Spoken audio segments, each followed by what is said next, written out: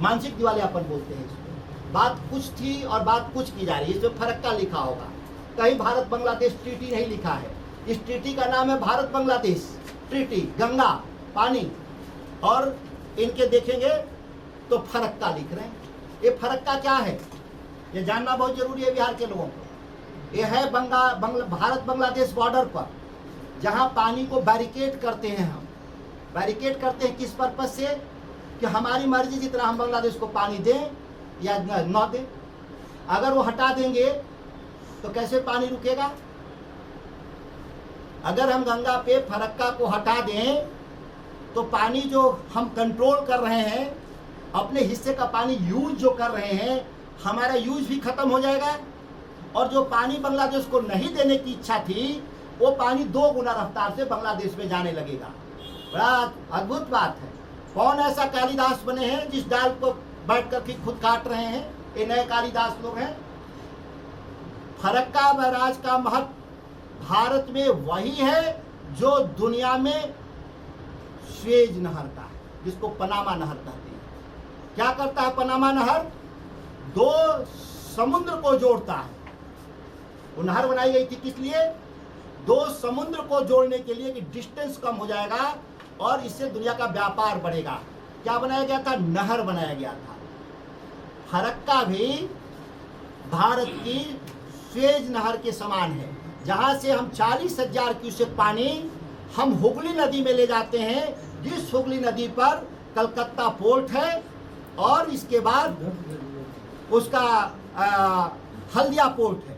हल्दिया और कलकत्ता पोर्ट पे पानी की रेगुलर सप्लाई के लिए, उसके ड्राफ्ट को जिसको कहते हैं गहराई को पूरा मेंटेन करने के लिए जितना पानी की जरूरत है, ये फरक्का के जरिए कब बना था? ये 1961 में। ये समझौता कब हुआ? 1996 में। तो 1961 में जब फरक्का बना तो उस समय हमारा बिहार का स्टेट क्या था? स्वाभाविक था कि बिहार को उससे फायदा था। मैं पहली बार कह रहा हूं मीडिया के सामने, इस राज्य के भीतर, यह मेरी व्यक्तिगत राय भी हो सकती है। यह बिहार के लिए इसलिए फायदेमंद है कि बिहार को गेटवे ऑफ सी कहते हैं इसको। हमको समुद्री मार्ग प्रोवाइड करता है फरक्का के जरिए। गंगा में जब हम पानी को एशियन इसको बोलते हैं नौ परिवहन मार्ग 1, नौ परिवहन मार्ग 1 कहाँ से शुरू होता है?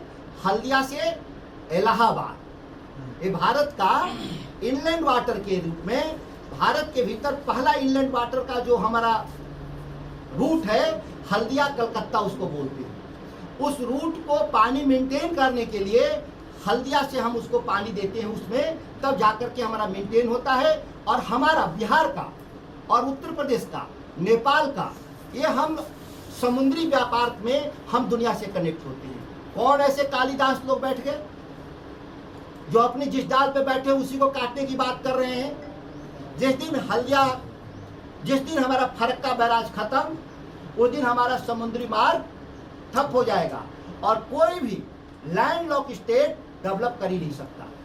खुद कहते हैं बिहार के लोग, हमारे सारे जो पॉलिसी मेकर हैं, कि हमारा समुद्री बंदरगाह कनेक्ट नहीं होने से ये परेशानी पैदा हुई। अंग्रेजों के जमाने में इसी गंगा के जरिए हमारा व्यापार होता था अंतर्राष्ट्रीय बाजार में, यहाँ तक अंग्रेजों के जमाने तक था। तब से मौर्य वंश जब यहाँ का स्थापना हुआ था पाटलिपुत्र का, तो उसके जो पत्थर आए थे इस शहर को बचाने के लिए, जो लकड़ियाँ आई थी इस शहर को बचाने के लिए, मौर्य वंश जो अशोक के राज में जब यहाँ जिसको कुम्हरार का जिसको किला कहते हैं, वो आया ही था इसी गंगा के रूट से, चुनार से और आगे से जो पहाड़ हैं पत्थर लोड करके आए थे।